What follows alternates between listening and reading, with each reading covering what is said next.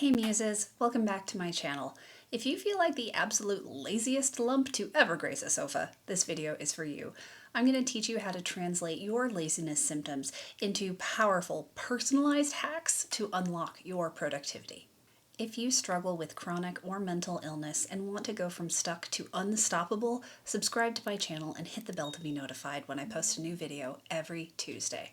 I help my coaching clients overcome their laziness, procrastination, and resistance all the time. That is really the backbone of my business, but now it's your turn to get some of that good stuff. Laziness often comes down to one or more of the following: avoidance, low energy, or mental illness. If poor mental health, low energy, tiredness, and just overall exhaustion are things that you deal with, I highly recommend checking out this video next after you're done watching this one, because right now we're really going to focus on avoidance as a cause of laziness. In order to translate our laziness symptoms into personalized productivity solutions, we have to answer two big questions. First of all, what are we avoiding with our laziness and why?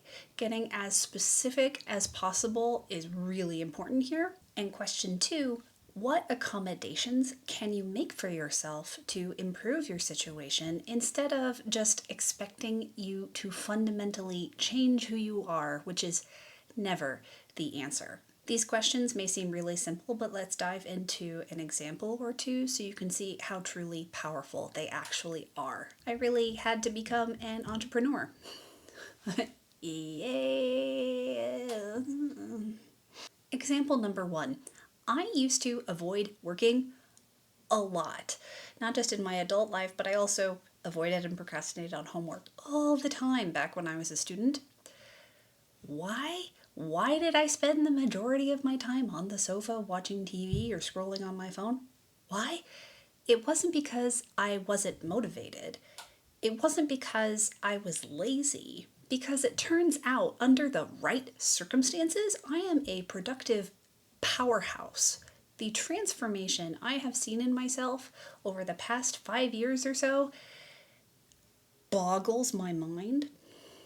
And in this particular example, I thought I was avoiding the work, but I wasn't. It turns out I was avoiding sitting in this chair I'm sitting in right now, working at this desk. It wasn't the work itself, it was the conditions under which I had to work. I have an invisible disability called postural orthostatic tachycardia syndrome, and long story short, whenever one body part of mine is physically lower than another body part, my blood goes down via gravity because my autonomic nervous system isn't as good at recirculating blood back up to my heart and my head. For this reason, I get out of breath just sitting in a chair. You've probably noticed this from my past videos. Imagine how bad it is when I teach dance, when I have to be standing and moving around. I get super out of breath really fast, and I hate it so much. But that's something else. At the end of the day, what I was avoiding was the physical labor of doing the work at this desk in this chair. But what I figured out was, I could change the circumstances under which I work. It really bothers me that I was never referred to an occupational therapist after my diagnoses. I had to basically become my own occupational therapist. But now, due to the very generous help of my boyfriend, I have a motorized bed frame and I can work from bed in a reclined position. And it has honestly changed my life. It is miraculous. I have more energy to do other things that are supposed to be physically laborious. It's magical. And I'm really looking forward to seeing how much energy I have to dance once social isolation is over. But what I needed to figure out was, what was I specifically avoiding? I thought it was work, but what was really going on was I was avoiding the physical circumstances of doing the work, not the work itself. And that is a super duper important distinction because I have the power to control that situation and I can change the circumstances under which I work. And so by asking, What am I avoiding and why? And then what can I do to change that situation that doesn't ask me to fundamentally change who I am? I am suddenly no longer nerfed. I can do all of the work that I need to do. I mean, sure, I still have invisible disabilities. I still have to rest a hell of a lot more than other people. But now, the simple act of editing someone's manuscript or writing scripts for these videos or filming episodes of Nerdy West Coast Swing with my dance teaching partner, those are all significantly less taxing now, so I can spend that energy elsewhere in my life. And it is incredible. Now that you've heard that story, that example, based on the laziness symptoms you are currently experiencing, think about what you're avoiding and ask yourself, is that actually what you're avoiding? Or is there something more specific that's a part of that or adjacent to that that is the actual thing that's holding you back? Comment below and let me know. Let's move on to another example. So while my revelation of working from a reclined position in bed with all of the tools I need to make that comfortable and feasible is a very recent thing in my life, I also have made some big shifts in my laziness in other areas of my life before this. And there's one huge one that I want to share with you today. I would avoid doing any amount of work, even small, bite-sized, totally doable amounts of work, because I didn't feel capable. I didn't feel like I was enough. But very specifically, I believed I wasn't a hard worker. This was something that I was raised with a large amount of shame around when I was a child. Just the fact that I didn't work hard enough.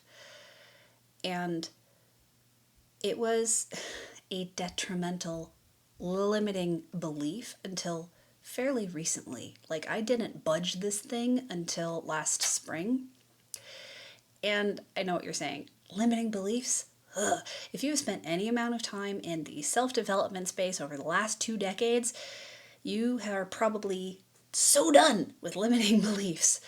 But this one and the shift I made, such a doozy that I really want to share it with you. So like I said, I was raised to believe that the only way to be a valuable human being was to be a hard worker. To work so hard that you could probably call yourself a martyr, in fact.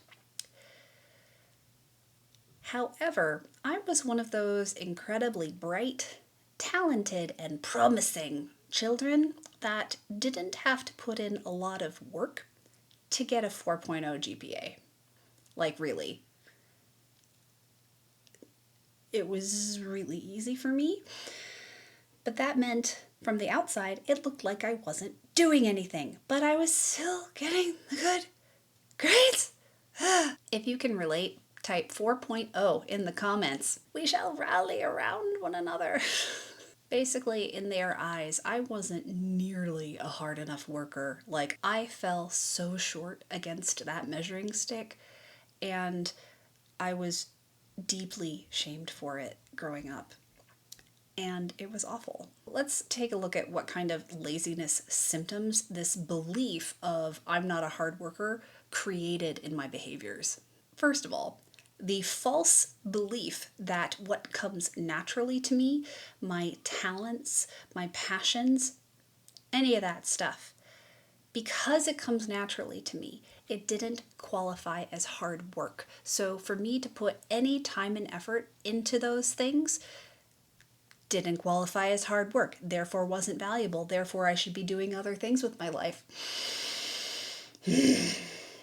So what was the result? A whole lot of me doing nothing while on the sofa.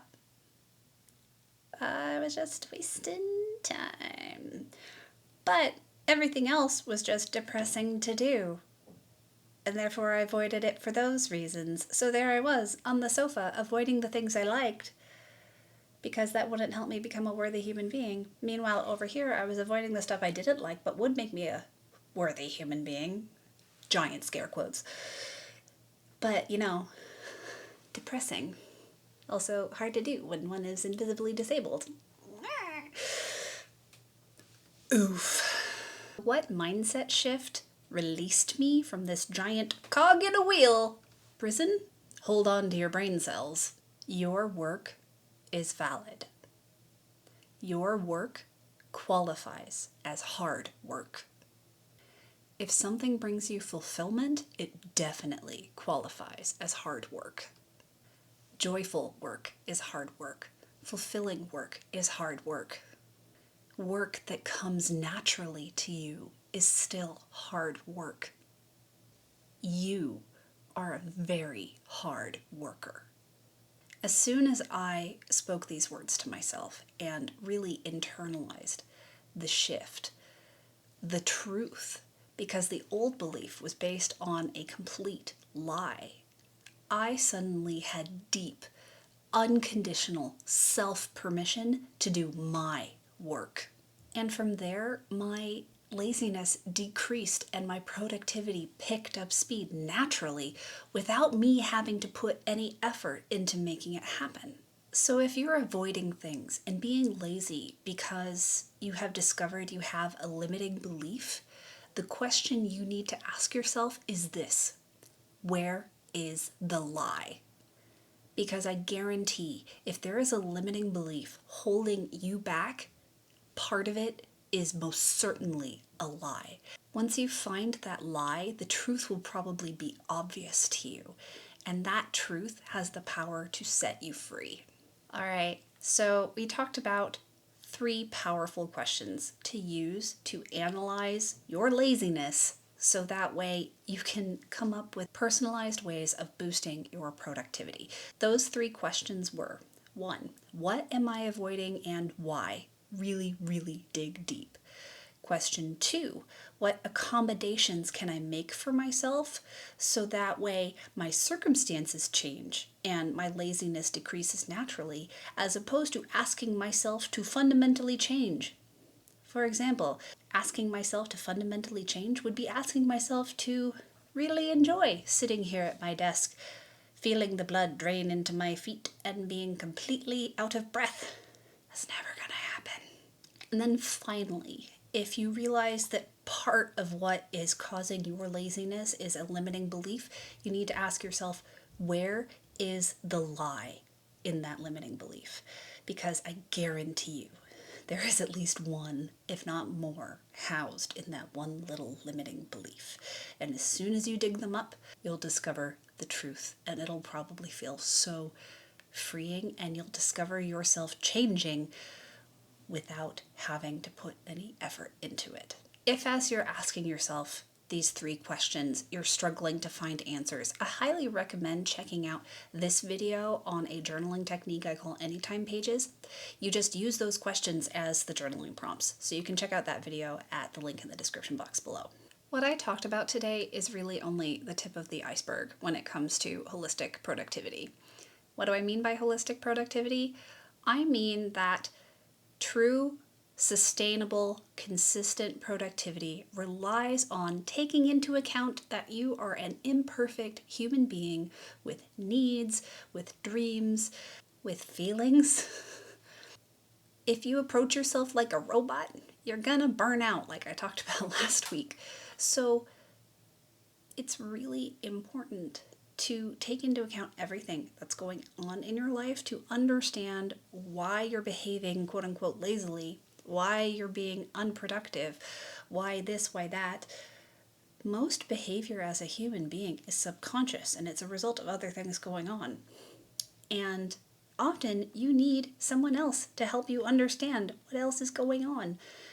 And that is kind of the entire foundation of my coaching business, is helping people go from stuck to unstoppable doers who are consistent with their productivity without overworking themselves, and having a safe space in a community to process tough things.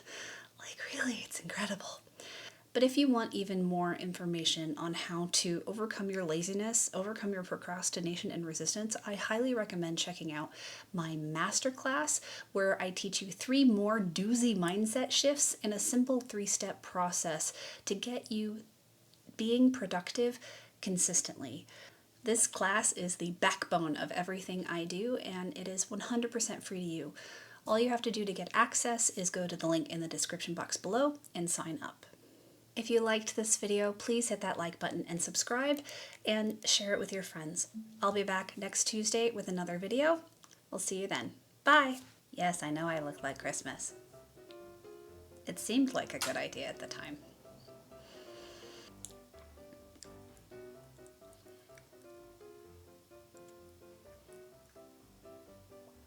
Oh, I was so close.